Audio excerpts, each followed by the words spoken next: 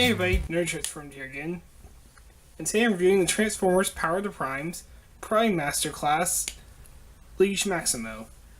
Now this is called Liege Maximo because each of the Prime Masters, which are like the replacements for the Type Masters, are based on a Prime and do instill of power of some kind when combined with other robots, but basically this is a replacement for their Type Master line, and this is also basically just Skullgrin.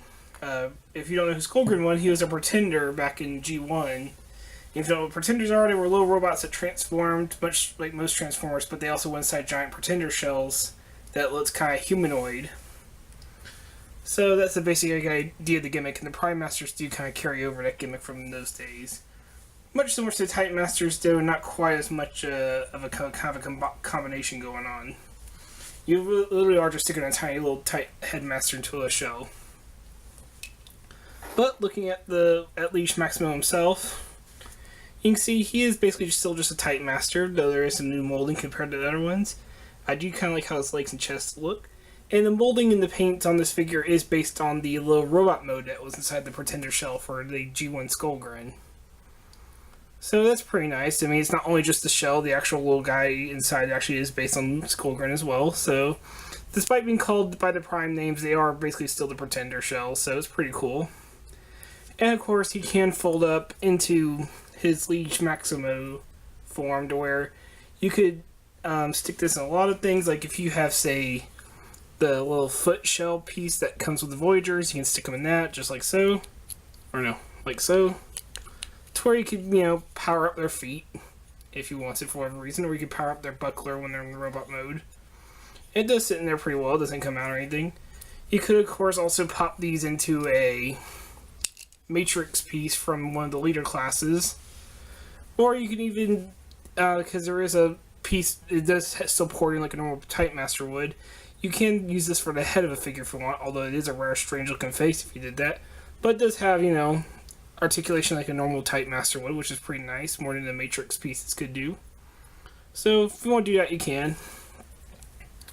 And looking at the little figure, his articulation is the same as the Titan or Headmaster. You get 90 degrees at the arms, and 90 degrees at the hips, 90 degrees at the knee. So, that's all you're going to get, but it is articulation. And the only paint on the little guy is the helmet of his head, because his head's done in purple with gray paint around it. But there is at least a little bit of paint, plus some green on the back. So, how the gimmick works is you grab a shell here, which looks just like the Skullgrin Pretender shell from G1. Just grab the front here, pop it down. You can see a place for the figure to stand inside. Just put him inside like so. You're going to peg the back of his foot into the bottom hole there. Got everything lined up. Just push it in. Pop the shell back in. And there you have Skullgrin in his shell. Now you really can't tell any difference. I already, if you look inside here, you see like the inside's all filled in now. You can also kind of see it through his eyes because his eyes are hollow. But yeah, you technically could just leave him outside of the shell, but it is a good way to store it. And as far as the size of this thing goes, here is Type Master Overboard, or Overkill if you prefer. I'll get him his feet flat. Oh, he'll stand flat. And you see, despite being very different in their gimmicks, they are about the same size. And let me bring in Legends Beachcomber from Power of the Primes. So you can see they are still about, I'd say about half the size of a Legends class figure.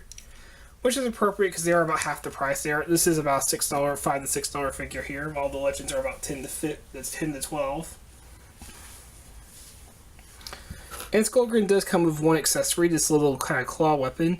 All the other ones I've seen come with like barrels of guns and such, or in one of the newer ones, I tried it. And you can have him hold it in this mode. It is like a very, very small pig, but you can have him hold it, which looks pretty nice. I mean, it does look like a rather fearsome weapon. All you can do is kind of hold it forward, but you can hold it. Mainly because this little figure, much like the original Pretenders, does not have any articulation outside of the rotation of the arms. So all you can do is 360 rotate the arms. But since there is some extra room around his hand where it's pegged into the weapon, so you could turn that to the left and the right to kind of give more of a different pose if you want. Which kind of works. You could say it's not like a hand articulation kind of thing if you want to count as a giant claw. But for the most part, you are just kind of going to have him holding out the weapon like that. Or if you prefer, you can take the weapon, and if you want to store it away, face it like so, and you're just going to attach on that little hinge piece there, clip right on, and it just sits against his back like so. Gives him a bit of a backpack, but if you don't want him to display him with a claw weapon, you can just have him sitting like that. And there's another reason you would want to attach this, as he does have another mode. Much like the Titan Masters, he has a weapon mode. What you're going to do for this mode is going to pop this open, take Liege Maximo back out from inside the shell, pop it back shut, come to the feet here, flip around the handle, take the claws, flip it down as a weapon to make his weapon mode. Then you're going to take Liege Maximo, put him into his little headmaster, power master, what you want to call it. And you're just going to slot him right into there where his two pigs are. They'll slot into what his feet are. And there you have Liege Maximo in his weapon mode, which looks alright. Let me get Beachcomb over here to show how it looks in hand. This is where I think it looks a little bit better with the others because they're turning into guns. As a giant claw weapon, while fierce looking, looks kind of dumb when you have that big of a thing going on. Like, when it's a gun, at least it kind of makes sense. You know, you could say it's a lot of firepower built up behind it. When it's like a physical claw weapon, it looks a little dim. Especially since, I mean, a lot of people complain about the weapon modes with the Titan Masters, but at least there was some level of transformation to those for the most part, except for, say, like Overkill. This one, yeah, just Skullgrin being held up with a claw stick out of his head. I mean, from this angle, all you really see is the arms. I do wish those like tucked in or something to kind of get them out of the way. But it looks alright. And then you just have this big, you know, bulge sticking off of the or the Prime Master just sticking off. Which, I mean, I guess you could say is powering up the weapon. But it just looks really odd. I mean, that really does kind of look a lot better. And even then, it's still not a great looking weapon. But that's Liege Maximo. An interesting little take. I do think overall the Prime Masters have a much more interesting gimmick than the Titan Masters. I like the idea of them bringing back the Pretenders by making them nice and small. Oh yeah, I forgot to mention the paint on this guy's actually pretty good.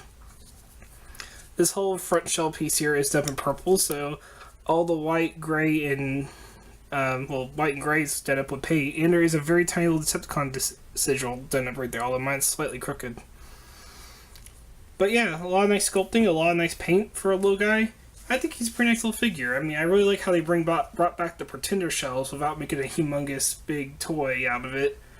Because, you know, if you release like a $30 figure today and all it could do is move its arms, well, kids would still buy it, but collectors would be mad. So this is a nice way to give us Pretender shells again, and while they're not the right size class we want, or not the right names, it's pretty clear who they're representing, and it's a pretty cool toy. And I do like this is how we're carrying over the Titan Masters, as the Titan Masters you're kind of 50-50 on. Now I'll admit, probably once you get one Prime Master, you're probably going to be good because they're all going to have the same gimmick of weapon, shell, headmaster, you know. So pick the one you like the most. I happen to really like how Skullgrin looks because I really like how this robot mode here looks. But, you know, choose your own thing. If you're going for the weapon modes, the others would probably suit better because a gun makes more sense for being that big compared to, you know, a claw weapon. But choose what you prefer, and plus you kind of know what you're getting into. So unlike the Titan Masters where it's kind of like you don't know if you're going to like it or not until you have it in hand, you can pretty much tell if you're going to like these little guys or not. So I do recommend them, but don't pay more than $5 or $6 for them. They're not worth more than that. So, this has been Nerd Transformed. I hope you enjoyed this review, and I hope you have a good day. Take care.